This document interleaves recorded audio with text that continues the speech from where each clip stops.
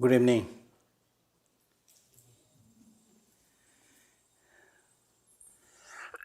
First thing I should do is coughing. So, to start with, I would like to share a few points. I have given many talks, physical talks, online talks, but as far as I remember, I don't recall giving any talk from my own side unless it has been requested. But this one is different. Nobody requested me. So, of late, unfortunately or fortunately, a number of people are saying that the talks are useful. So I thought it is time to start talking on different topics. 2 days, 3 days, 1 week, things like that. So this is the first talk. The most important thing for all of us to remember is that we all want happiness, do not want suffering. As far as happiness is concerned, we want the longest, the best, and everlasting. As far as suffering is concerned, we don't like even the bite of a mosquito. Although this is the case, but in reality, as Shantideva says in his Bodhisattva way of life, that even though we desire happiness, but because of ignorance, we destroy our own happiness as if it is our enemy. Even though we have this wish to shun suffering, but we keep on chasing suffering because we do not know what is right, what is wrong. So from that perspective, we can safely say that much of suffering, the so-called suffering that we are experiencing, is actually unnecessary suffering. Unnecessary suffering in the sense that provided if you have developed some kind of awakening, awareness, many of these sufferings that we encounter can be easily eliminated. Therefore, one Tibetan teacher by the name Shangtun Tenpa Gyatso, a very famous teacher, he said, there is no one who will catch hold of your hand and throw you into heaven. Similarly, there is no one who will catch hold of your leg and drag you into hell. Your happiness and your suffering is in your hand. Do not cheat yourself.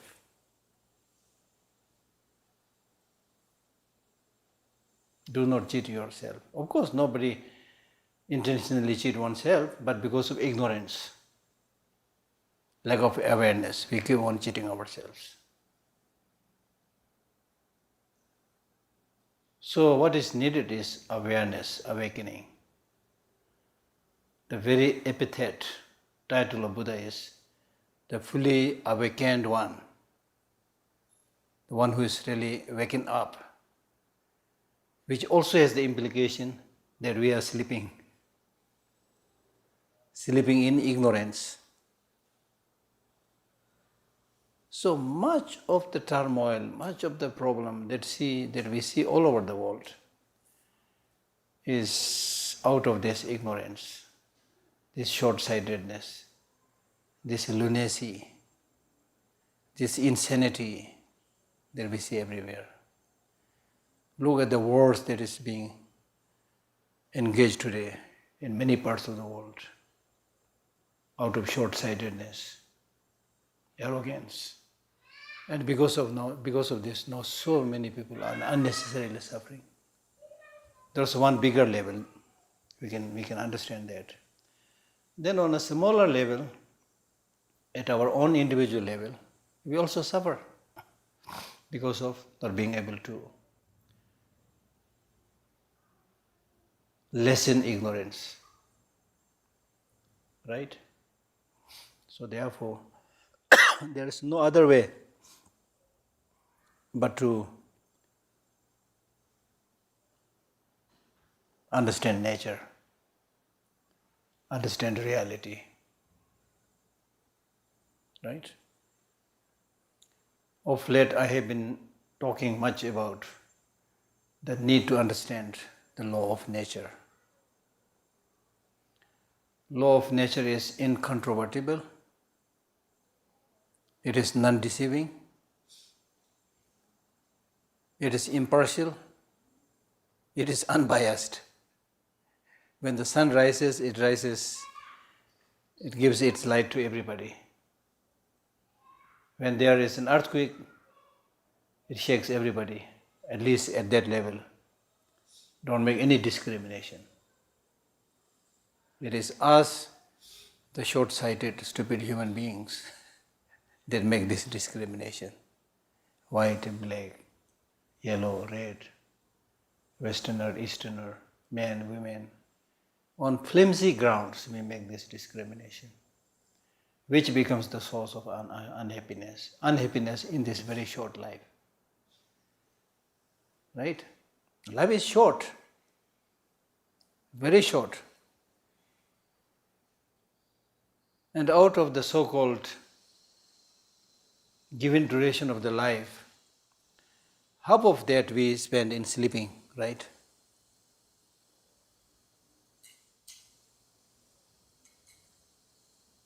And while we are awake, we get distracted to so many things. For food, for going to, for doing this thing, that thing, So there's hardly any time to practice. There was a Tibetan teacher who very often asked his student whether you are seriously studying. Then the student would say, yes, sir, I'm studying. Then the teacher would say, no, you are lying. Because in the night you are sleeping, in the day you remain distracted. So when do you get time to practice? That's why in Buddhism there is so much talk about the need to have concentration, meditation, concentration. Our concentration is very difficult, especially in these days, when there are so many things that would draw your attention, where you get distracted. Right? And the Buddha himself has clearly said that if your mind is distracted, then you cannot achieve any meaning.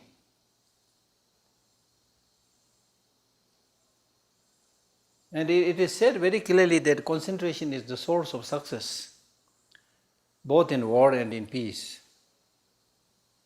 In other words, anything that you want to achieve, mundane or supramundane, religious, non-religious, the source is concentration. Concentration, as I always have been saying, that concentration is really like a laser beam.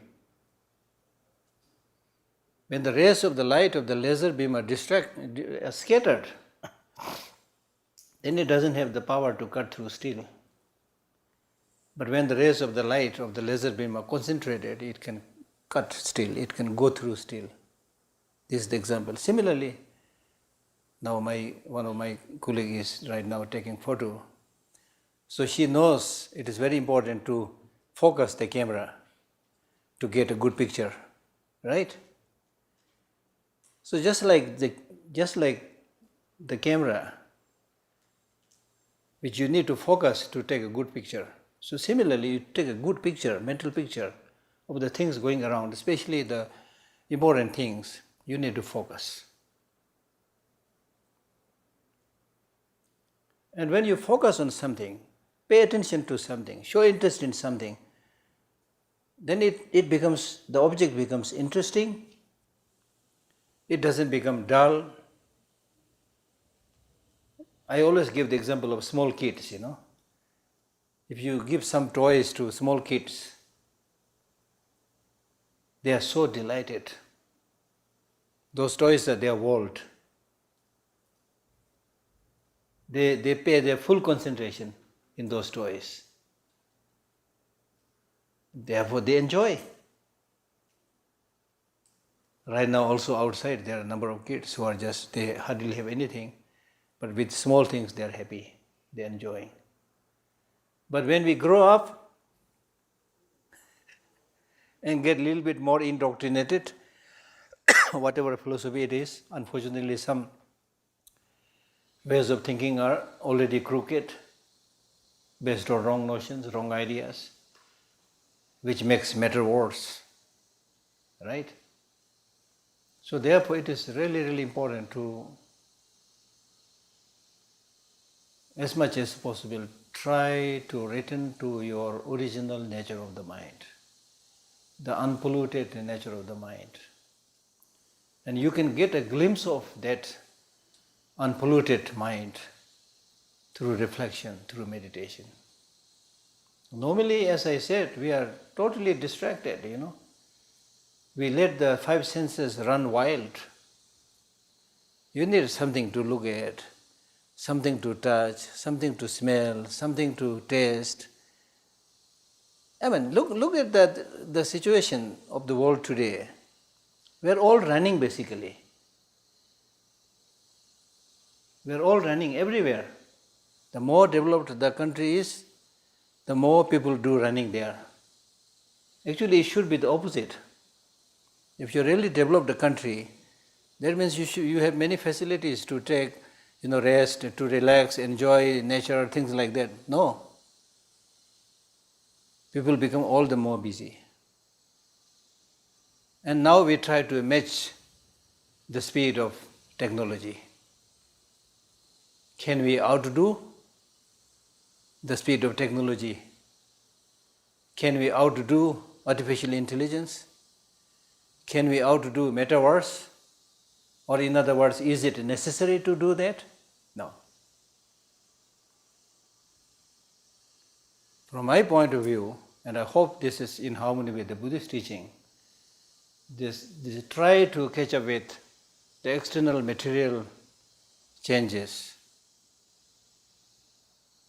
may be not so useful. In Buddhism, we say we are already hallucinated, as I already mentioned, because of ignorance. We are unable to see the reality. We run after appearance. And the appearances are deceptive, appearances are illusions. Now, in addition to this given illusion, we are creating more illusions in the name of artificial intelligence, in the name of metaverse, in the name of so many other things.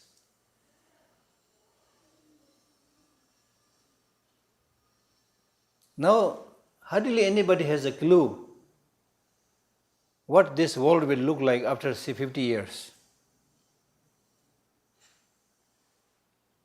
Because the space of change is so fast.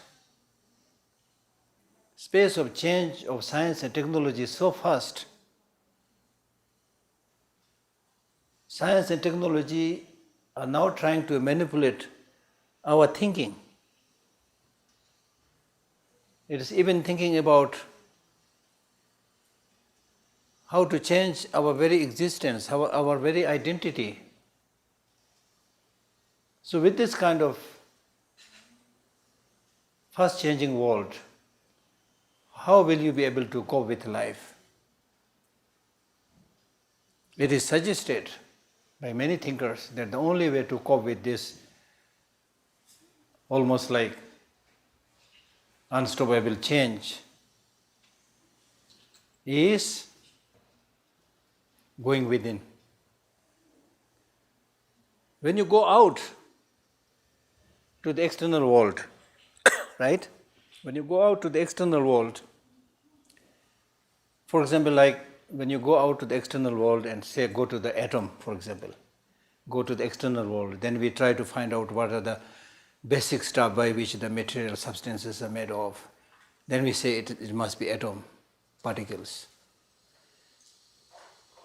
Then we try to analyze, the scientists have been trying to analyze what is the fundamental building block of these atoms. The classical physics, they try to really, they hoped that they will be able to pinpoint the fundamental building block so that they will be able to say, yes, we found it. This is the naughty guy by which the whole world is made of. They couldn't find that. They couldn't find that. Now we have the modern physics, especially the quantum physics, which is trying to analyze quanta, the smallest one again. Now when you go to the smallest one, they were shocked. Because what they once thought as atom or particle, it changes into wave.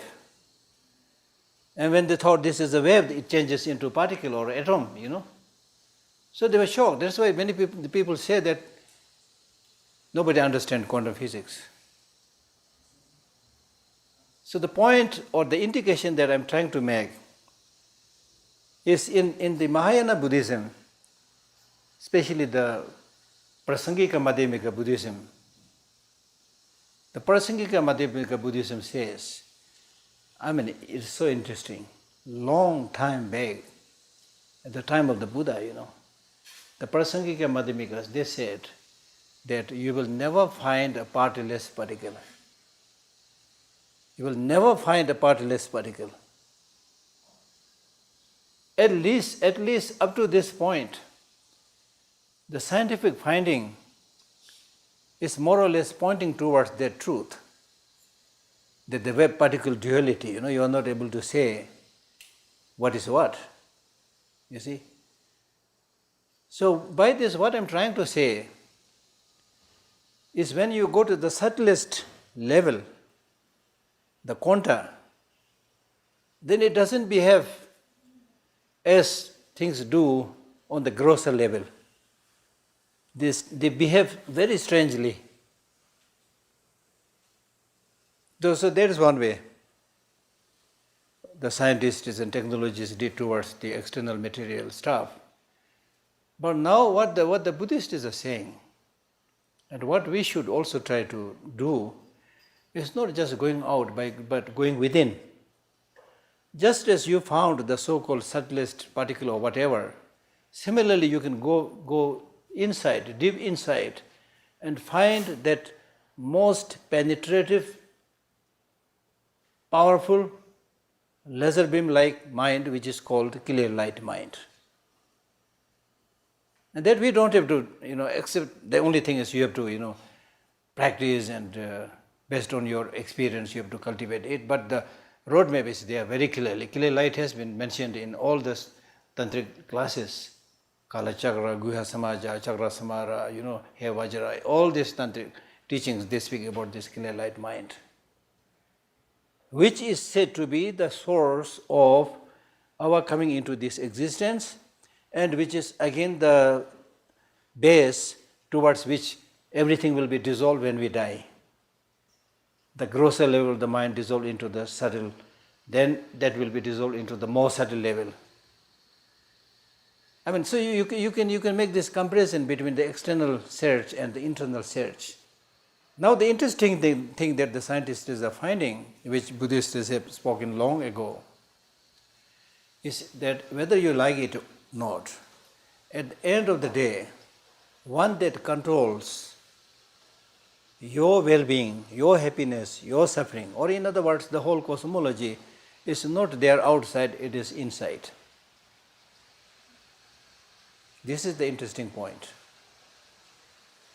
There was a time, even the scientists, they always said, when we do the scientific analysis, we are very objective, meaning that we don't play with the object. We present the object as it is. Now, people like Heisenberg spoke about the uncertainty principle, which is saying that you can never be objective. You can never be objective because you are using your subjective mind to describe the so-called objective reality. So depending upon the state of your subjective mind, by what kind of philosophical tradition your mind has been already fashioned, what kind of colored glasses you're already wearing, based on that you will make a description of the object. So it's uncertain. This is for me, I don't know much about all these things, but what I'm trying to say, this is really, really important. Because whether we talk about mindfulness, meditation, whatever, we need to know one thing very clearly, that I want happiness, I want long-lasting happiness. That's the important thing for your life. Okay, whether there are extraterrestrial animals there or not, there's so many things to learn. Therefore, Shantideva said right in the beginning, life is short. I already mentioned, life is short. There's one thing that we need to know, in order to do any practice, life is short. Life is short means life is short. Don't think that you are young and you are going to live long. There's no certainty, there's no guarantee. Normally we say the elder people will die first and the younger will die later, but there's no guarantee. There are many cases where the newly born baby has to be taken to the graveyard by the elderly person with white hair. There's no certainty, there's no guarantee. Why I'm telling this? I'm telling this because you cannot postpone your practice. You cannot postpone doing the most important thing. Is it working? Okay. You cannot postpone the important thing. Don't get lost with the small things. There's not much time. That's what I'm trying to say. Therefore, Shantideva said, life is short. There are too many things to know. There are too many things to know. Especially in today's world, the so-called information. We proudly call this age of information. A majority of the so-called information is junk information we don't need. But stupid as we are, we keep on wasting our time looking at all these junk mails. Everybody carries a mobile phone with the sound of a click. Again you have to see, another click, you have to see, another click, you have to see. You can imagine how much time you are wasting. I'm not saying information itself is wrong, but we need to make it very clear how to sift the information, how to get the correct information and not get lost with the junk information. Very, very important, because life is short. Not only short, life is precious. You can't waste this precious commodity on small things. So life is short. There are too many things to know. But is it necessary to know everything? No. We try to know a little bit about everything. It's stupid. It's really stupid. The more I grow older, the more I realize my stupidity. No point. Number one, it is impossible to know everything that is out there. Even if you try to just follow the TED Talks, all the TED Talks, you will not be able to do that. Forget about many other things. Right? There's no need to know. There's a Tibetan saying called Chikshi Kundo, meaning that you know one important point, you'll be able to get some sense of everything. We need to have that kind of knowledge. So not just information, correct information. Then in addition to the correct information, we need knowledge, which is slightly better. Information, knowledge. Then knowledge alone is not enough. We need what we really need, what is really missing is wisdom. Somebody very beautifully said, information is like reading all the books about how to build a ship. That's useful, but you don't know how to build a ship. You just got information. So the second level is knowledge, which is like being able to build the ship. Make good progress, right? But now the key point is, where are you going to use that ship? For carrying arms to kill people, or for importing or helping people to cross the river, things like that? How you can wisely use that ship, that thing that you have produced, is dependent on the wisdom. Now you can see clearly how much wisdom we have today in the world. All these accumulations of arms and ammunition, including nuclear bomb. Russia has over 6,000 nuclear bombs. America has 5,000, something like that, you see, imagine, to kill people. Now because of this conflict and mischievous deeds of some other little bit powerful, countries, the smaller countries have now started stockpiling arms. So huge arms deals is going on right now because their country is threatened by those who have those things, you see. Right?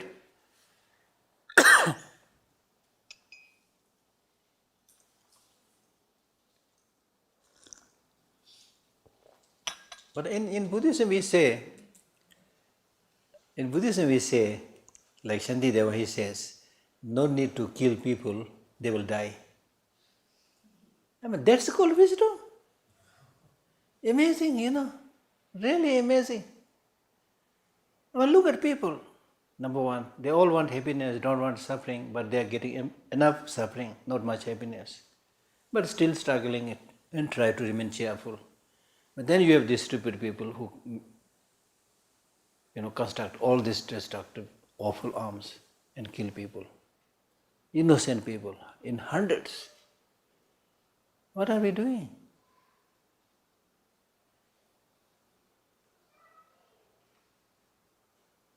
Right? You don't have to kill people, they will die. You don't have to create suffering, they are already suffering. And if you kill others, if you create suffering upon others, at least according to Buddhism, you can never escape the fruit of your wrongdoing. You cannot pinpoint exactly and say, okay, this is because of this wrongdoing. Like for example, in one of the texts it says, if you compare the faces of this over 7 billion people on this planet, not two people are exactly same. In terms of the nose, a little bit flat, a little bit longer, a little bit crooked, whatever, not exactly same. So Buddha says all this has their respective causes and conditions. And if you are asked to explain exactly what are the precise cause and condition, then it says only the enlightened person can explain, not everybody. But this is the fact, you see. So what I am trying to say is you get what you do.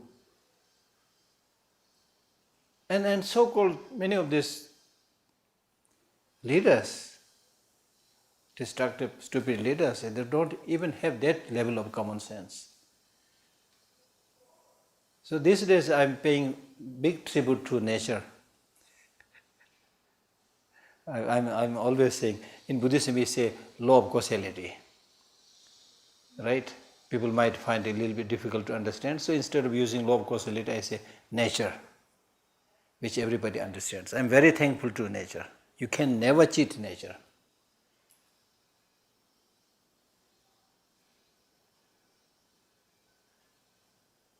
The terrorists or the selfish leaders, they all will die after 20, 30 years. Thank you, nature. I didn't kill them, right? They have to go. So it's better for them to realize all these things much in advance. A good leader is one who creates happiness among his public, among people everywhere, you see. You can do that. You have the power. You have the means to do that. You can make so many people happy. You have this opportunity. So instead of doing that, you are bringing misery upon misery. What a life you are leading. So anyway, I don't have control over them. But at least on our level, we should try our best to make our life, as His Holiness says, beneficial to others. if not at least refrain from harming others. As simple as that. And we can do that. And His Holiness always says that if you are able to make around 10-20 people happy in this life, you have achieved your purpose of coming into this world. Instead, you created suffering upon 10-20 people, then your visit on this planet is useless. So all these countless teachings that the Buddha gave, meditation, mindfulness, compassion, bodhicitta, wisdom, this, that, they all come down to one thing: helping others. We talk about concentration. Concentration for what? This object, that object, flower, Buddha, so many things we can talk about later on. I'm sure you have a sense out of this already. But at the end of the day, concentration in helping others. It's not just what is the fun of watching your breath the rest of your life and die, or concentrating on a flower and nothing, don't let anything else come into mind, just the flower. I mean, at that point of the time, you may get some, relaxation, but beyond that, what is the benefit? The main benefit is to concentrate in helping others, to concentrate in removing the sufferings, to concentrate in removing your own negative emotions. So this practice called concentration can be applied in so many things. Concentrate in developing the positive emotions. Concentrate in removing the negative emotions. Concentrate in helping others. Concentrate in not harming others. So concentration is not just sitting on a comfortable seat where nobody is harming you and look nice. Then as soon as you get up from that meditation, mix with people, you are like a wild demon, Right? No use.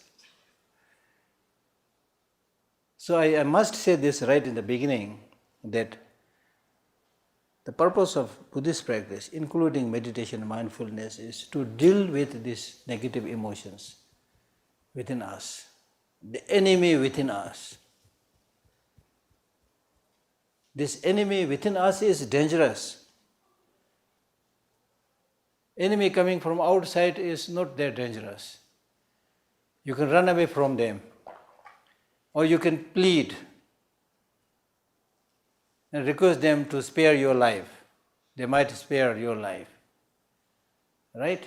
Or at the worst, if they use a nuclear bomb and kill you, the only thing they can do is kill you physically. I don't think anybody has developed any nuclear bomb to destroy your subtle mind.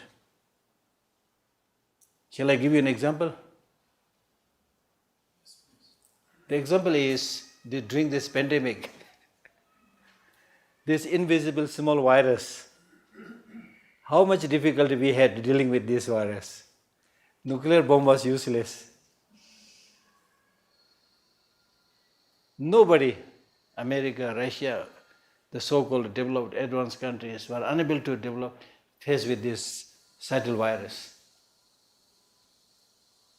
Marve.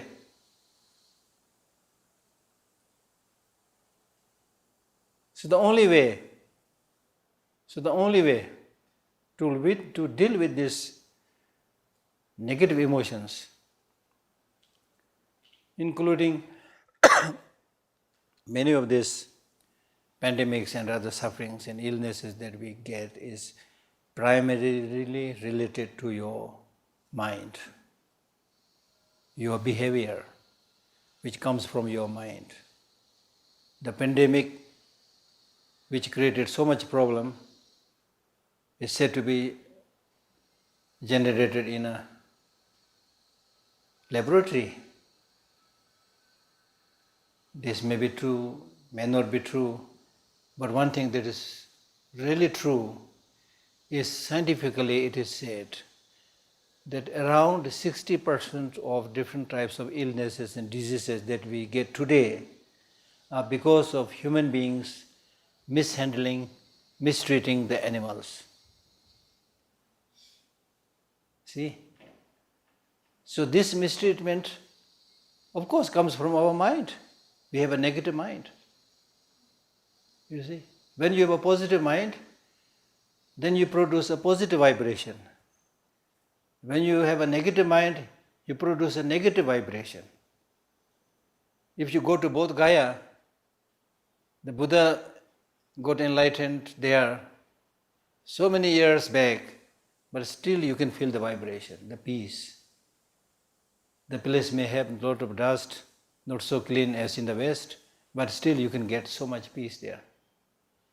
Dharamsala also relatively peace because of His Holiness and things like that.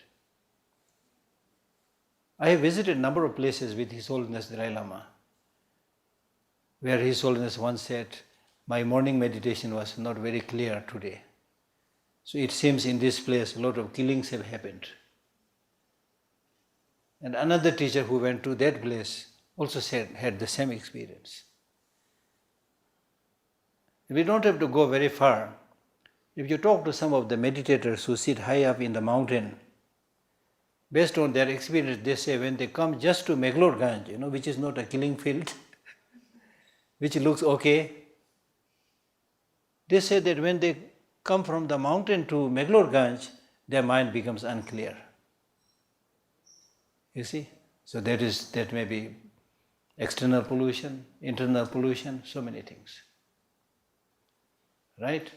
So therefore what I'm trying to say is, the focus of all your practices should be how to fight with negative emotions, how to lessen your anger, how to lessen your attachment, how to lessen your jealousy and so forth. There are so many negative emotions. Identify them and lessen them. It's not easy to do, but not easy to do does not mean you cannot do. You can do it. It may take time. So what? It's a great project. It's a really great project, important project. And if you're able to do that, lessen your anger, lessen your jealousy, lessen your hatred, that is called miracle. Miracle is not just being able to fly, not just being able to create a third eye. Miracle is if you become more peaceful from an aggressive person. That's miracle. And you can create that miracle. We can all create that miracle.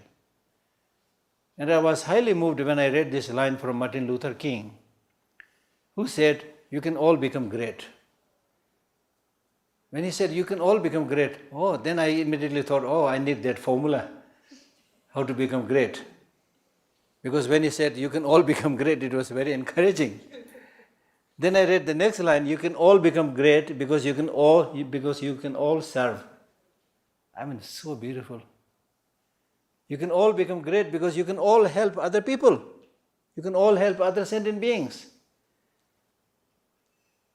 I asked this question to many, students. After I read this, then I said, do you all want to become great? They all said yes. Then I asked them, how do you think you will become great? They said, by studying very hard, finishing your BA, MA, Martin Luther King was not saying that. Martin Luther King clearly said, to become great, you don't need to know the mathematical equations. 2 + 2, 4, or 2 × 2, 4, whatever, All you need to do is help others. And then you have become great. It doesn't matter whether other recognizes you as a great person or not. You're great. So make yourself great. Right? So that is wisdom. So therefore, the target of Buddhist practice is how to fight with these negative emotions. There's no need to spend too much time reading this, reading that, so many things. Of course, you can do, but the target, the main focus, you should not lose it. If you have lessened your negative emotions, then the state that the happiness has started, the real happiness. The sunrise of happiness has then begun. And that is in your hand, not in the hand of anybody. When it comes to your spiritual development, don't depend on others. You cannot depend on others. It's not like external construction. In the case of external construction, if I am building a house and I become very busy, but I managed building the first story, then I can ask my friend, I'm now very busy, can you please oversee and make sure that the second story is constructed? And he will do it. But you cannot say, I've been meditating on compassion for many days or many months, now I've reached this level, please, I'm now very busy, please continue for me. It's like saying, I'm very busy, I can't eat, please eat for me, so that my hunger is alleviated. That's not possible. So therefore the Buddha said, self is the protector of the self, no one else can be the protector. Self is the enemy of the self, no one else can be the enemy. Not only protector, but also enemy. And therefore, if you control yourself properly, then you can achieve the highest state of nirvana, enlightenment, and so forth. It's by disciplining oneself, controlling oneself.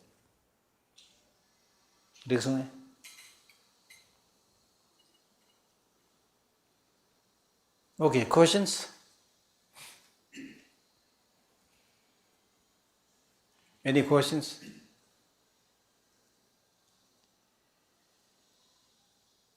Yeah. Sir, how can we start the meditation? You already started. No, I mean, sir, in what way, sir, that we practice in our home, sir? The best way is, I said, the purpose of all practice, including meditation, is to reduce negative emotions, like anger. Now to start with that meditation, what you need to do is, what is the benefit of anger? What is the advantage of anger? What is the disadvantage of anger? Do a research on that. All those advantages, write a long list. All those disadvantages, write a long list. Be honest with anger. And with that kind of impartial judgment and analysis and research, if you really find anger is useful, go on with anger. Get more angry. Fight with everybody. Right? It's commonsensical. But through that, as the Buddhist teachings have been saying, through that, if you find that anger is really destructive, not useful, then that is the time to try to reduce it and not to get angry. That's meditation. The actual meaning of meditation is getting habituated. Gom, khomba. Getting habituated. Getting habituated with what? With negative emotions, we are highly habituated already. We are all advanced meditators. Anger, jealousy, hatred. We are all already very good in that. So the area where we are not habituated is compassion, love, patience. Why this is so? Why this is so? We are more habituated with negative emotions, not with the positive emotions. Why this is so?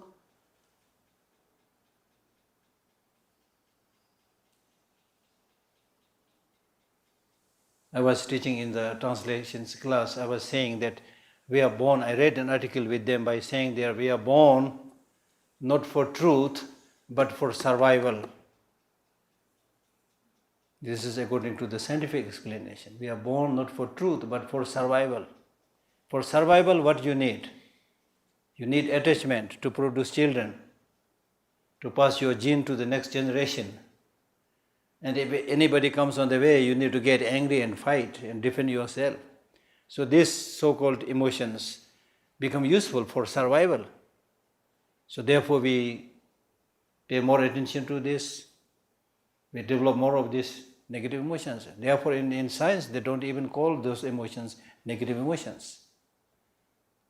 Because they say all emotions are necessary for survival. But in Buddhism we say these are negative emotions. And I do think that scientists also say that if you have, anger or attachment more than the more than necessary, it's not good. I think they will agree with that, you see. So what I'm trying to say is you need to really analyze all these emotions, right? And if you do that, then you are a good meditator.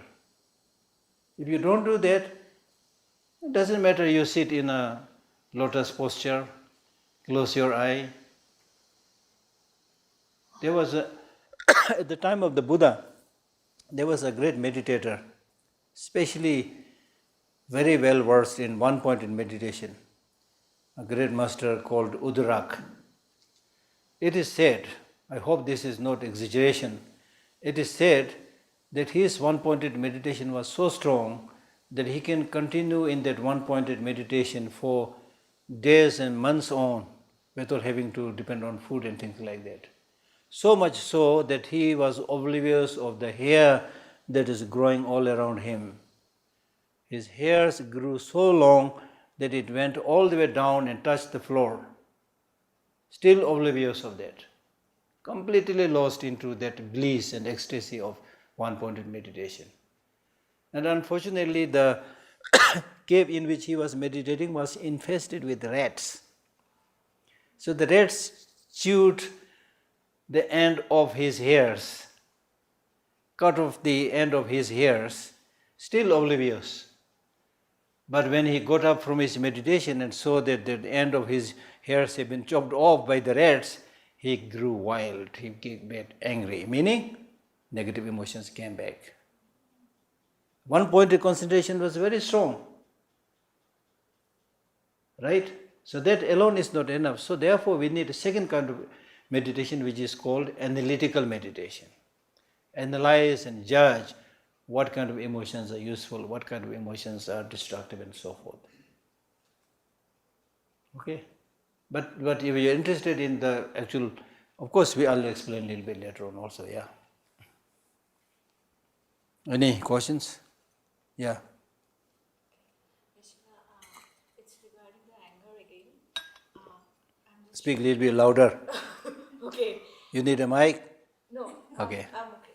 You're okay? It's about the anger again. Yeah. I'm just sharing a bit of experience I had, and I was angry to some people, of course, and then I thought there is no point of getting angry. I kind of suppressed it, and I didn't fight or argued with them. Nothing happened. And one day, here, I was staying here in Dharmshala. I woke up middle of the night, and I was actually dreaming. I saw all of them, and in too much anger, I woke up in the night. And I realized this anger, I used to think it's no more. I used to kind of, I don't know, I keep telling myself it is no more.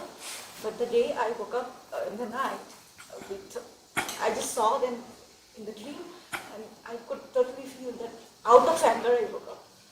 And after that I realized it's there, and I really don't know how to get out of it, though I'm not fighting with them, arguing with them.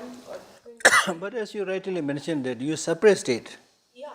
So how? So suppression is not the solution. That's my question. Suppression is really like you're not letting other people know it, but deep down you may still have that resentment or disliking, whatever. Yeah, I could feel that the disliking. So that is not good. So what you need to do is, as much as possible, forget it. Forget it means like how can you forget it?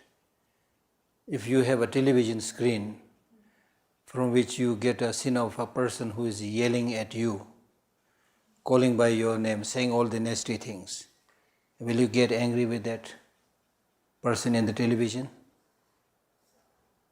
Huh? No. Why? Because the person is Because this real person and the person in the television both are saying the same thing. You are nasty, you are ugly, you are smelly, whatever, you know. So why did you get hurt by this person, the real person, and not the one from the television? Because you are able to see that what you saw in the television is not the real person. The so-called real person with whom you confronted is also, in a sense, like the person in the television. That's why in Buddhism we say things don't have inherent existence. They are only designated.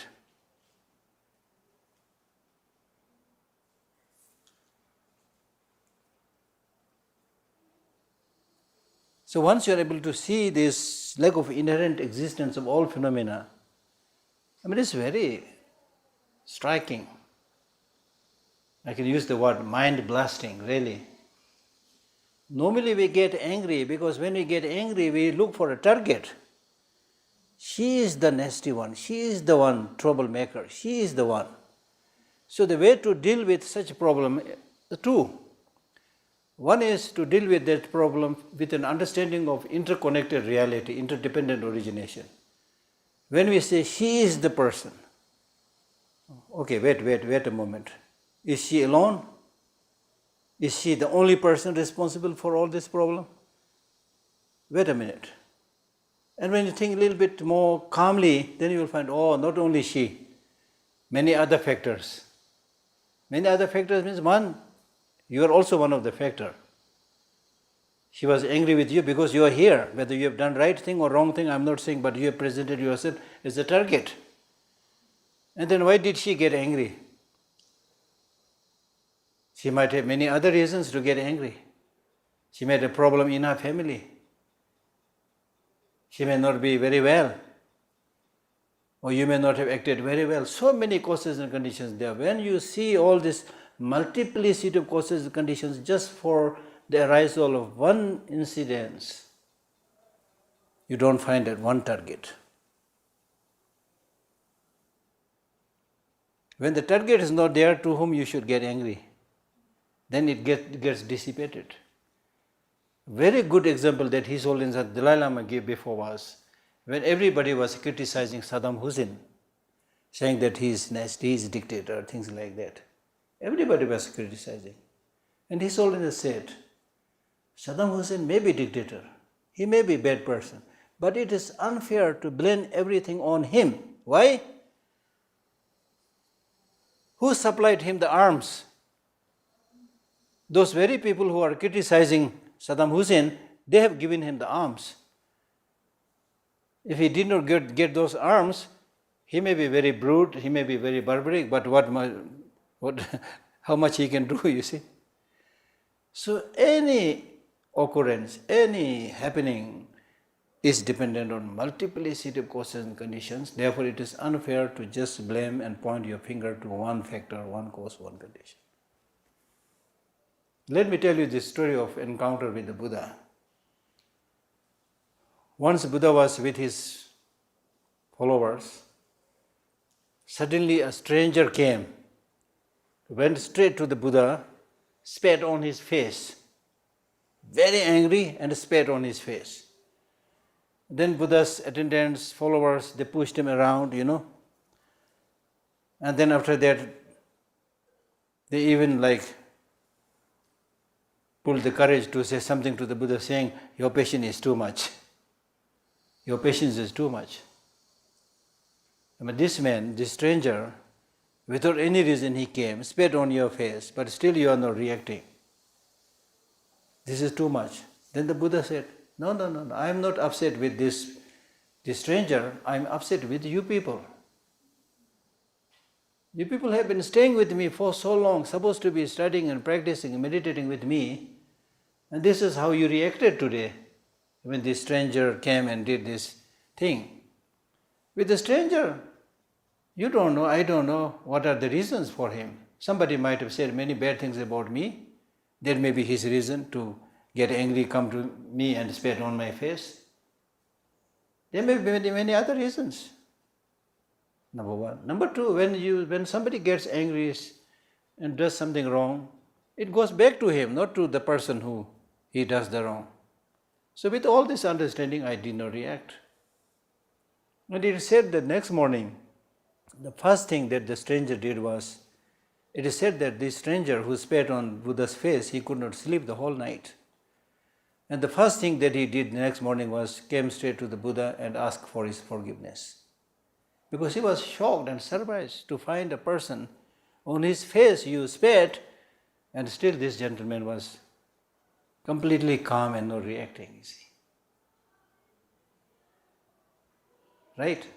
So therefore my point is, when we realize, the so-called physical realities of men, women, they're all like ethereal, they're all like bubbles, ready to burst out, insubstantial. So what is there? Therefore in Shanti there was Bodhicharya Avatar, there are stanzas by saying that, how can a person who is impermanent get angry to another person who is impermanent?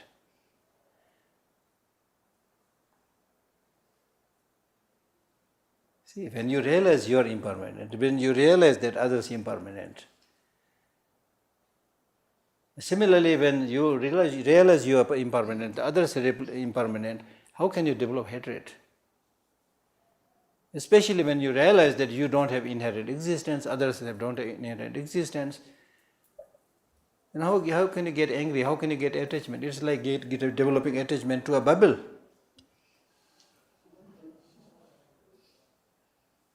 It's getting angry with a bubble. You don't have to get angry with a bubble. It'll just, next second, it will burst out by itself. I'm just saying it. This, I think, is very, very profound. Very profound.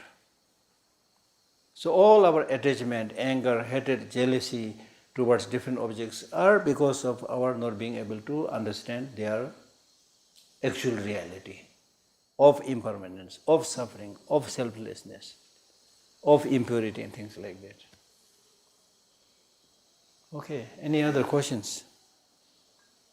Yeah. My question is, sometimes everything goes wrong in life at the very same time. And you felt just at the moment, but your conscious mind keeps on telling you that this is not everything, you have to fight. But then, despite trying the best, but still you end up not able to fight. In such situations, what practice? Number one, you see what you want to see, not what you should be seeing. That is our major problem. Normally we keep on seeing what we want to see, not what we should be seeing. Similarly, we keep on listening what we want to listen, not what we should be listening. So in this context, I can say that when you thought that everything is now, bad things are happening, that's what you want to see. That may not be true that everything bad is happening. Impossible. Some good things are also happening, but you are overwhelmed by those, bad happenings, and you are just focusing on it. You are not able to see it. So therefore, it is important to just broaden your attitude and see other aspects also. Even in those bad happenings, there are many good things. The bad happening itself is, in many cases, is a good thing. It may be a challenge. In the history of human life, it is because of this repeated occurrence of sufferings, problems, challenges. In a way, the nature is saying, grow up. Face this, grow up. Face this, grow up. Face this, grow up. It is giving an opportunity to grow. Right? So not necessarily bad. So it can be seen in many ways. And according to Buddhism, we say that if you experience something unpleasant, then you, in a sense, you welcome it by saying that, okay, it's wonderful. I may have done something wrong, but the fruit is already ripening, which means now I'm getting purified. So you welcome it. Therefore, in Buddhism, we say suffering is introduction to happiness. Dunge deve ngotui. Suffering is introduction to happiness. If you don't experience suffering, you become arrogant, that you are somebody special, you see. When you suffer, you become humble. You develop humility. So many good qualities also come, right? So therefore, it's important to develop a wider perspective And then as Shantideva said, which I think most of us are very familiar with these famous words, if it is something you can change, don't worry, because you can change it. If it is something you can't change it, no use worrying. By worrying, you can't change it. I mean, so powerful. And I found a similar statement from many other religious teachings, almost exactly similar. But the problem with us is, as I said, we just focus on that problem and get bogged down there and get stuck there. That's the problem. Yeah. Okay. Any other? No question?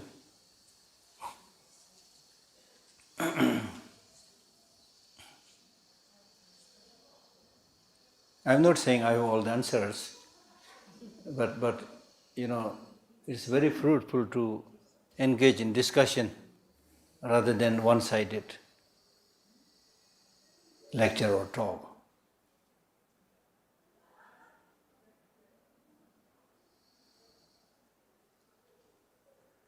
Okay, then I'll read a little bit from the text. Now, if we start a little bit about meditation, whatever practices you do, whether your practice is on compassion, or your practice is on loving kindness or bodhicitta, whatever, it can be done in many ways. Generally speaking, practice during the session and practice after the session. That's called post-meditative state. Meditative state and post-meditative state. The meditative state, or the time when you do the meditation, that is actually like charging the battery. Why do you charge the battery? You charge the battery so that you can use the flashlight when you go into darkness. Nobody will charge the battery and then use it in the broad daylight. Chirve. Nobody will do that. So that means you engage in certain meditation so that you get the needed vista, the vision, the power, the wisdom, so that you can deal with the post-meditative state. Meaning that after meditation, when you get up from the meditation, deal with your business, meet with so many people, then there is a likelihood of getting many problems. Right? So purpose of meditation is to be able to benefit your post-meditative state when you meet with other people, when you do different kind of things. Just like the charged battery using in the darkness. When you go into the darkness, you need that charged flashlight. Now if that battery has not been charged, there's nothing to use. So similarly, if we have not meditated, then there's nothing.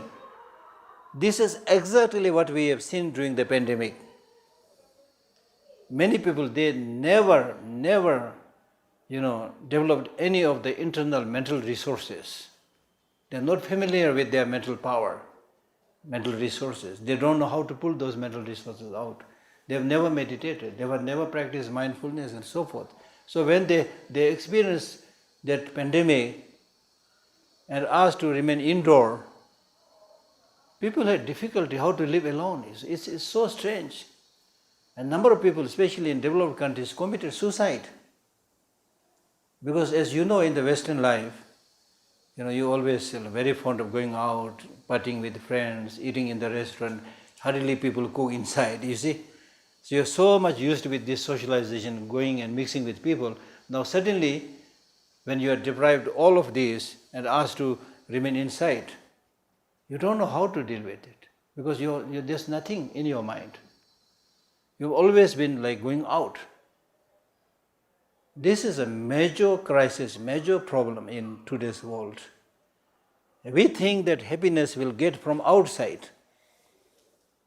That's why people are running with the speed of aeroplane now. We are running. Still we say late. I'm late. Oh, sorry, I'm late, And everybody, it has become a fashion to say that I'm busy.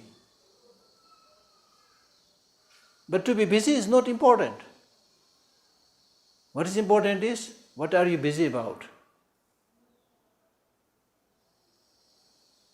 In ancient Tibetan text, there is a saying which says, your feet are very, very swift, but you are not reaching to the place where you should reach. So we are exactly like that today. Everybody is running and busy, but we are not reaching to the place, we are not doing the things that we should be doing. That's why so many people are suffering from depression, loneliness, low self-esteem, I don't know what others. So many problems. So this is exactly what one of the Kadamba master, he said, the problem in the human society is we don't know how to live alone and also don't know how to live with others. Chikpur de musuwa, kundan draw mesheva. Amazing.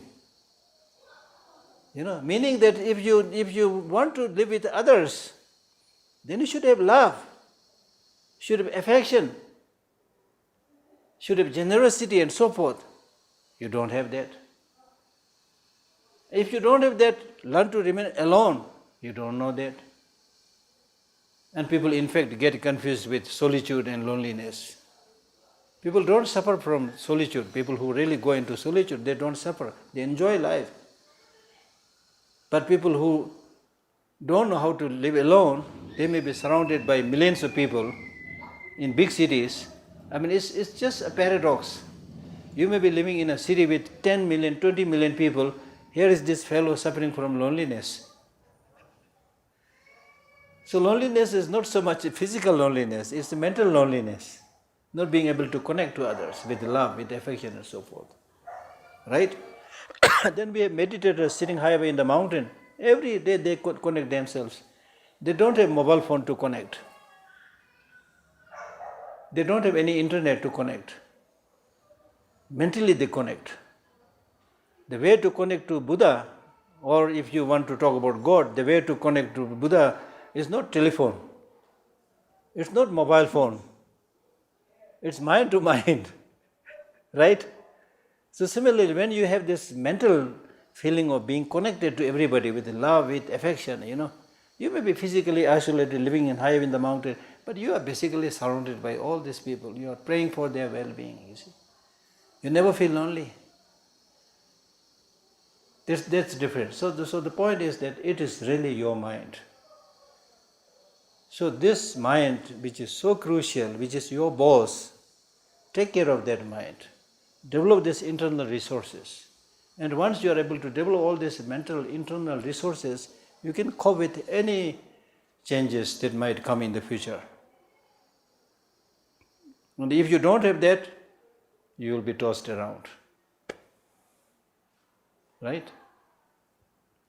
So therefore, 2 sessions, meditative session, post-meditative session. Now if you want to engage in the meditative session, then to be precise, that is also probably categorized into 3: preparation, actual meditation and conclusion. Now preparation. Now if you want to meditate, basically you can meditate anywhere. But if you have a nice place means a place which is clean and comfortable.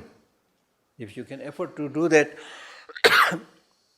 like a small room where you have the questions ready, and the questions, the way you arrange your questions also look like they're inviting you to come and sit, you see.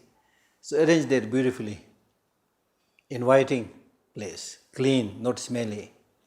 Because if the surrounding is clean, it is said your mind will be clean, and there is likelihood of receiving blessings from Buddhas and Bodhisattvas and things like that. Nobody wants to visit a smelly, dirty room, bug, virus-ridden room, right? So cleanliness, clean your surrounding. And then you arrange at least the statues, and at least one statue of Buddha, and one scripture. If you're not many, then it's okay, one statue of Buddha, and then one text, maybe Heart Sutra, small text, or Wisdom Perfection Sutra, Ku Sung, Thuk, So they're representing Buddha, Buddha's body, Buddha image. Representing Buddha's speech, scripture. Representing Buddha's mind, stupa. 3 things you should have.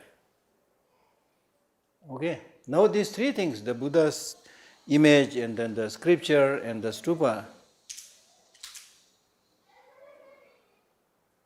whether they are made of gold or not, don't make any difference. They are not just your property or belonging, material property, but they are source of your receiving your inspiration, your blessing. So see them as something sacred, something important, not as another collection of your property. Okay? That should be there. And then in front of them make the necessary offerings. Offerings should be really nice. Normally we make these water offerings. Water offerings. What is important is the offerings should be pure and clean.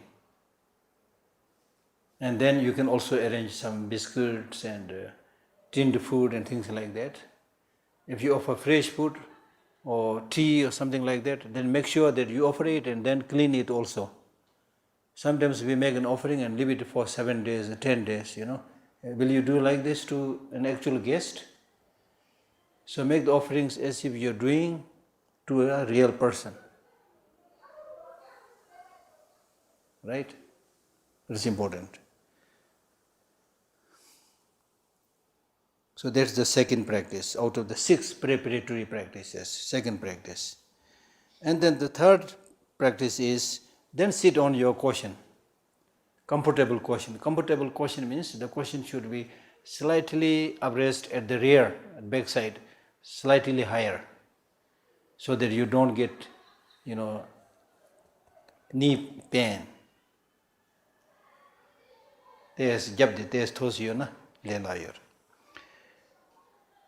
And then observe a correct posture. Correct posture means comfortable, correct posture. With straight back, but not rigid. Purpose of meditation is relaxation, not for rigidity. The back should be straight, but not rigid. When the back is straight, then the nerves and channels inside that backbone will be straight, and then energy flow, including the mind, will also be clear, right? So that you will be able to meditate more efficiently and clearly. Some people try to read books by lying down, then very soon they will fall into sleep. When you sit erect, your mind is more alert, more sharp. It really shows you want to do business, So that's important. And then take refuge to Buddha, Dharma and Sangha by reciting this word, Sanjichodna Sojishonamla, these 4 words. I take refuge to Buddha, Dharma and Sangha until I become enlightened. Through my practice of giving and so forth, may I be able to achieve Buddhahood for the sake of all sentient beings. So that is cultivation of bodhicitta and taking refuge. These 2 are very important for a Buddhist practitioner. Taking refuge is a way to differentiate yourself from wrong paths. Cultivating bodhicitta is a way to differentiate yourself from inferior path or lower path. Inferior, lower path means path where you think about just yourself. In the cultivation of bodhicitta, we talk about well-being of all sentient beings. So this you should recite and take refuge to Buddha, Dharma and Sangha and cultivate bodhicitta with a wish to become enlightened for the benefit of all sentient beings. And this recitation you should do until you are able to develop some feeling within your mind. Okay, that's important.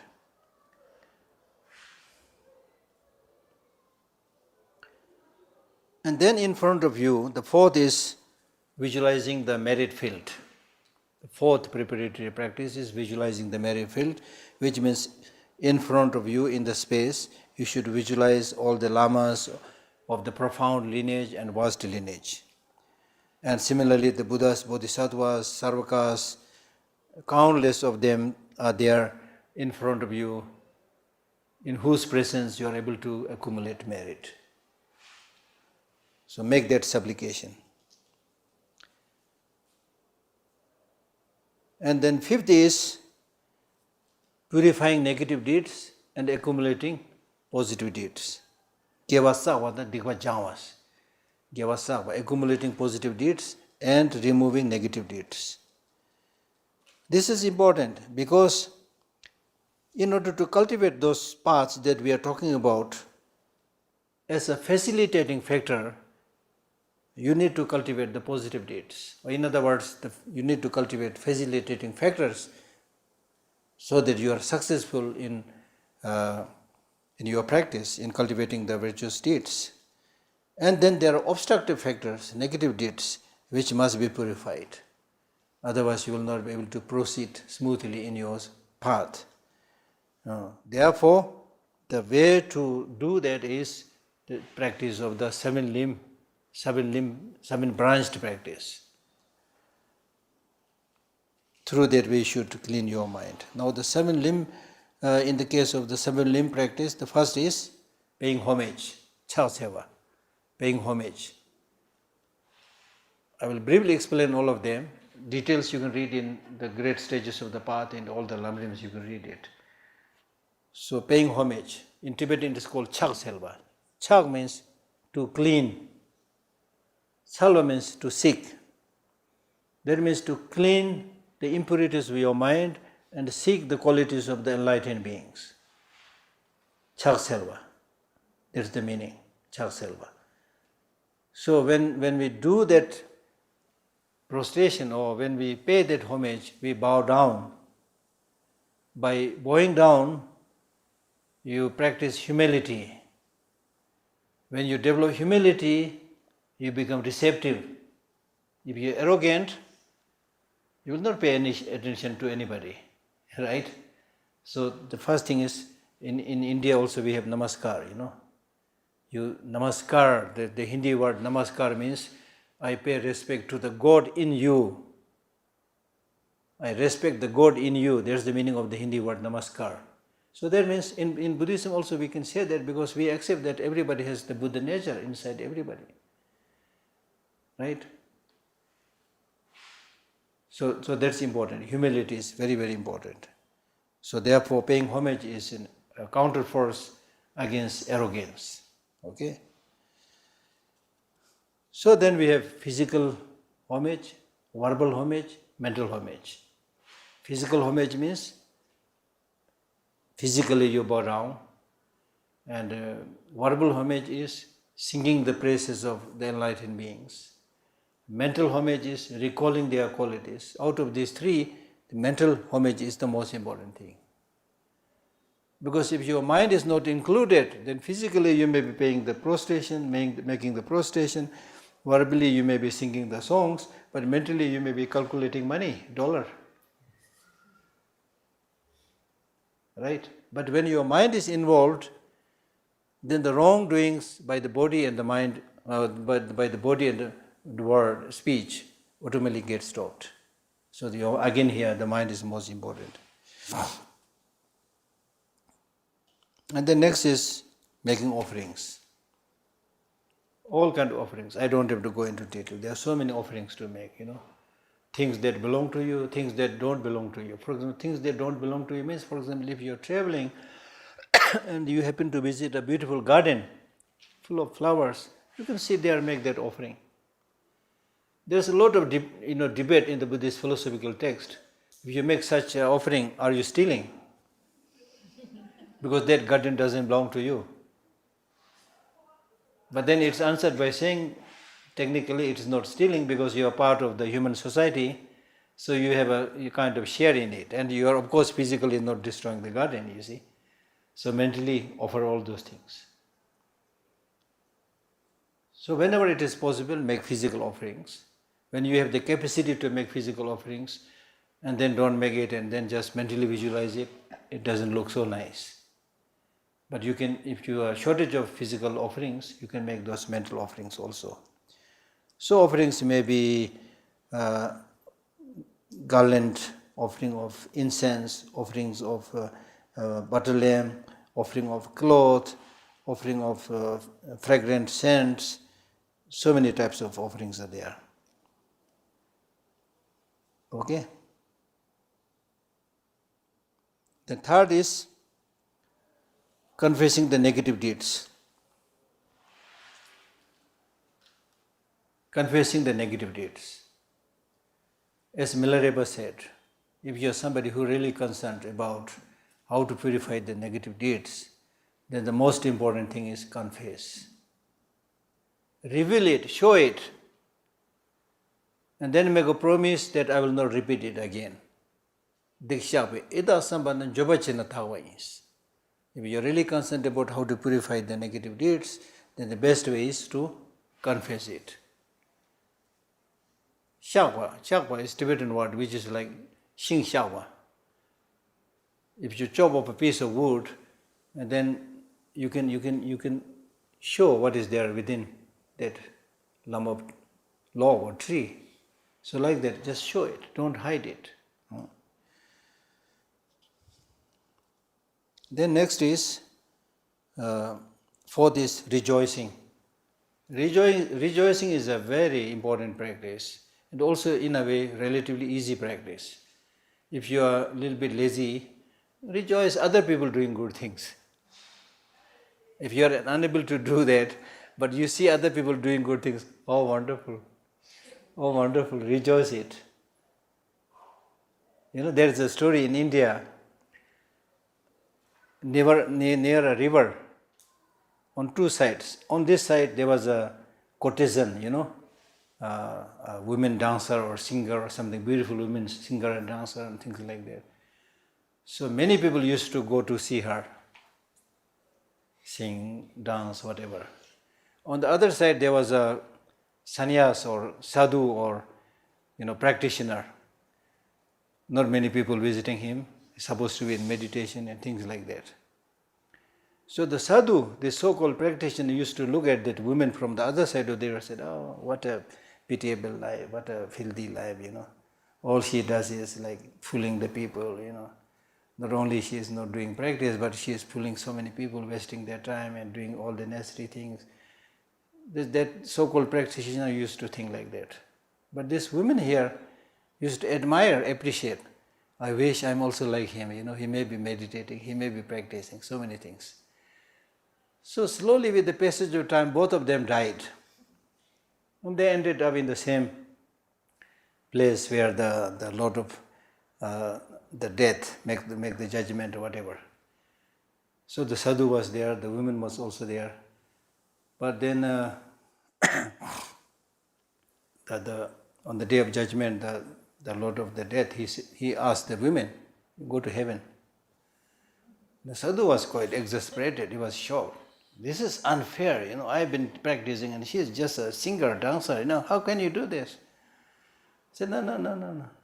You were there in the ashram, but all you thought was negative things about these women, you see. You didn't do any sincere practice. Whereas she may be singing, dancing, but her mind was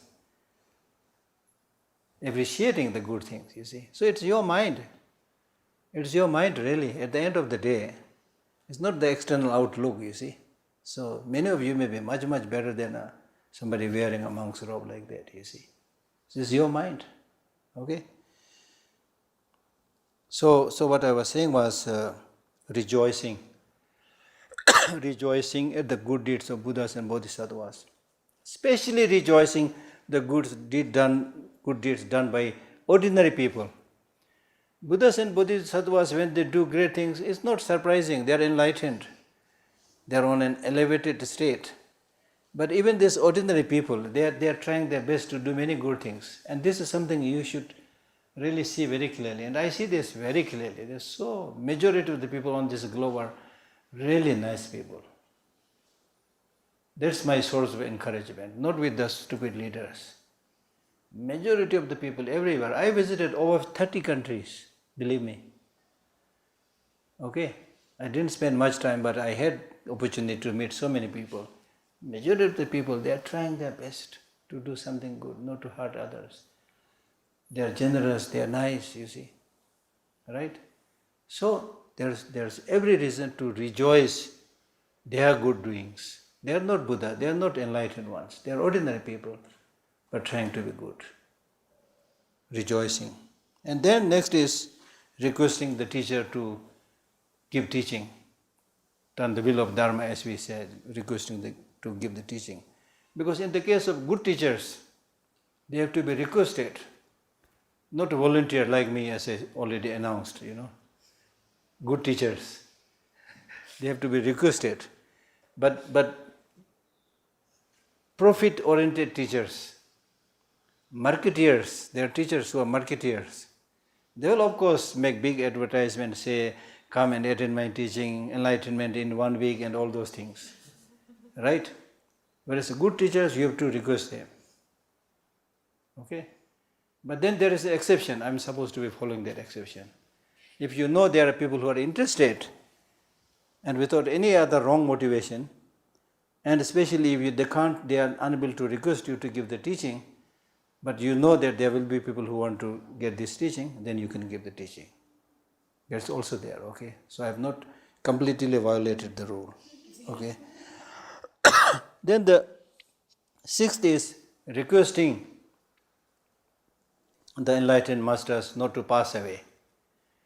This morning people offered long life offering to His Holiness the Dalai Lama. That means not to pass away. And that makes huge difference. That shows that the teacher is wanted. Right?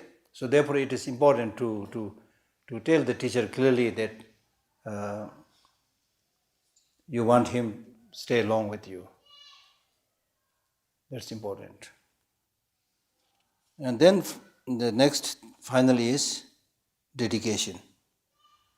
Dedication. Dedication means whatever good things you do, having done that good thing, you should dedicate it by saying that may this good thing that I've done become a cause to become enlightenment, to achieve enlightenment for the benefit of all sentient beings.